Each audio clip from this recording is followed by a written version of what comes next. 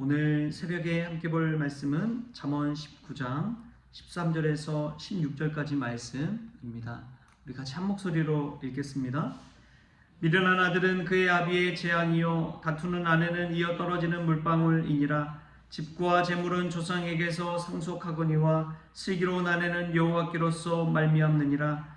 게으름이 사람으로 깊이 잠들게 하나니 태만한 사람은 줄일 것이니라. 계명을 지키는 자는 자기의 영혼을 지키거니와 자기의 행실을 삼가지 아니하는 자는 죽으리라. 아멘.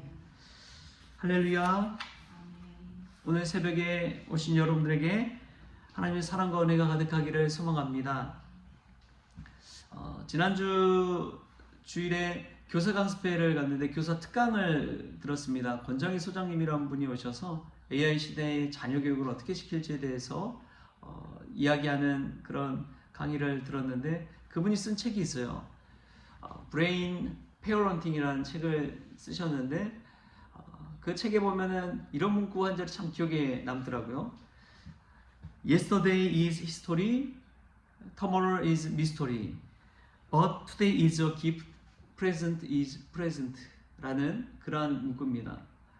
어제는 역사에 불과하고 내일은 신비입니다. 그러나 today is a gift, 오늘은 선물입니다. 현재는 선물입니다.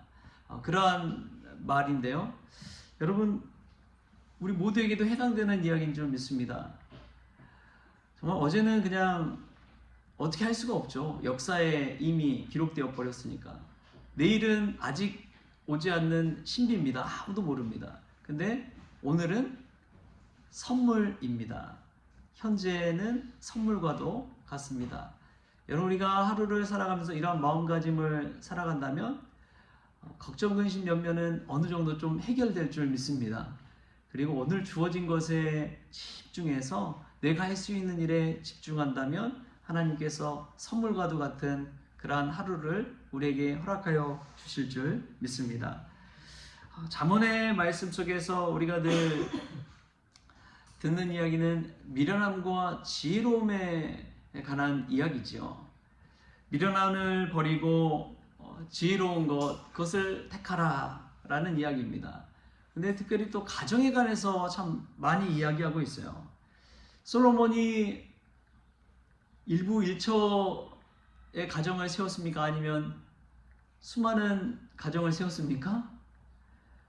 정략적인 결혼을 통해서 수많은 외국 이방 여인들을 자신의 아내로 삼았습니다. 정치적인 책략 중에 하나라고 하지만 그럼에도 불구하고 일부일처를 주장한 것은 아니죠. 그럼에도 불구하고 그가 그러한 경험을 통해서 깨닫는 것이 있었습니다. 우리 13절 14절 말씀을 같이 한번 읽어보겠습니다. 13절 14절 시작. 미련한 아들은 그의 아비의 재앙이요 다투는 아내는 이어 떨어지는 물방울이니라. 집과 재물은 조상에게서 상속하거니와 슬기로운 아내는 여호와께로서 말미암느니라. 아멘. 여러분, 미련한 아들이 얼마나 재앙에 가까운지요. 솔로몬은 형제들을 통해서도 그것을 보았잖아요. 다윗의 아들들이 다 지혜로웠습니까? 아닙니다. 다윗의 아들 중에 암논이라는 아들도 있었잖아요. 압살롬이라는 반역하는 아들도 있었습니다. 여러분, 그것을 볼 때에 정말 선하고 믿음 좋은 아버지 밑에서 꼭 선하고 믿음 좋은 아들이 나오는 것은 아니구나 라는 것을 알 수가 있는 것이죠. 여러분, 이 미련한 아들에 관한 것은 사실은 저와 여러분도 다 마찬가지 아닙니까? 우리도 누군가의 자식이죠. 누군가의 자식인데 우리는 과연 지혜로운 자식인지 미련한 자식인지, 미련한 아들인지 지혜로운 아들인지 오늘 말씀을 통해서 한번 생각해 보면 좋겠습니다. 근데 지혜로운 아내를 얻는 것은 여호와께로 말미암는다고 이야기합니다. 부부의 연이라는 것도 참 놀랍지요. 어떻게 남남이 만나서 한 가정을 이루고 또 그 가정 속에서 또 새로운 생명이 잉태되고 가정을 이끌어가고 얼마나 놀라운 일인지요.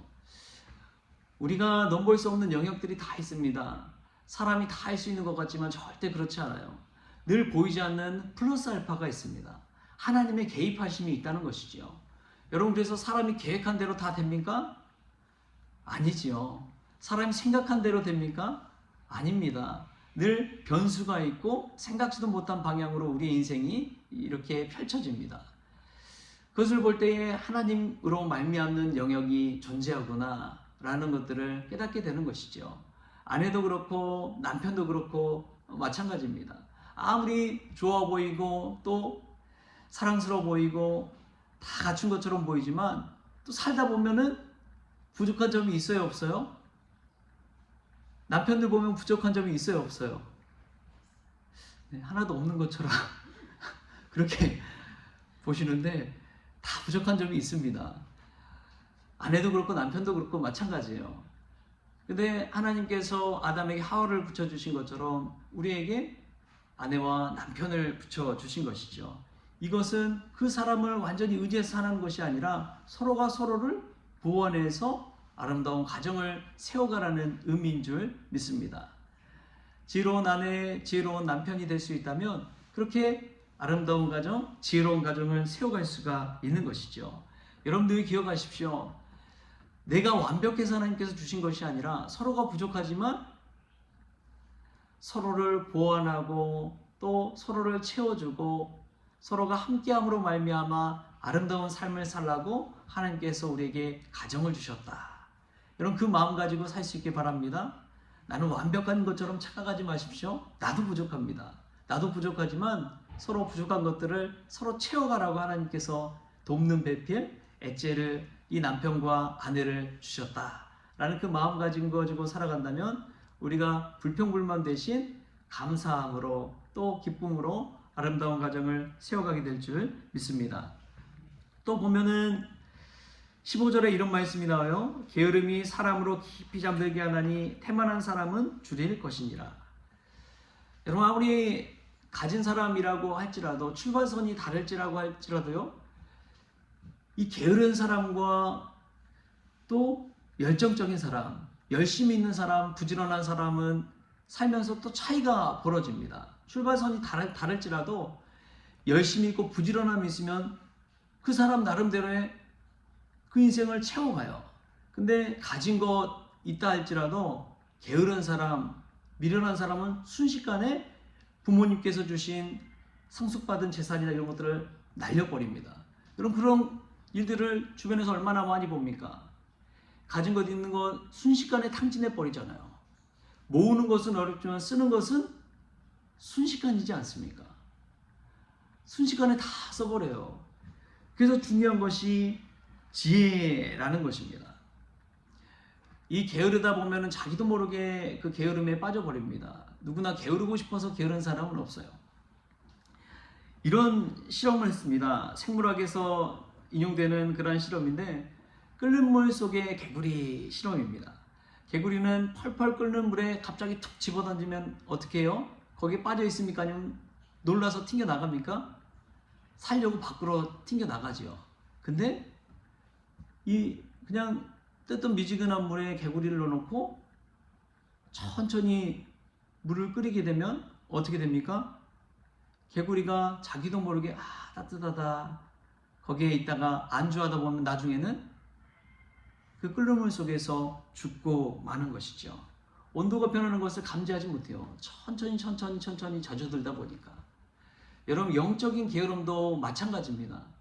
갑작스러운 변화는요, 자기도 깨우쳐요. 근데 천천히 변화되는 것은 어느 순간 영적인 게으름과 태만으로 가져가 버립니다. 그게 무서운 거예요. 사람이 변화되는 것도 그와 같습니다. 갑자기 변하면 사람도 인지합니다. 근데 어느 순간 자기도 모르게 게으름에 빠져버리고 영적인 태만에 빠져버리고 하나님께 점점 멀어져 버리면 자기도 모르게 그렇게 되어버리는 거예요. 그게 정말 무서운 것입니다.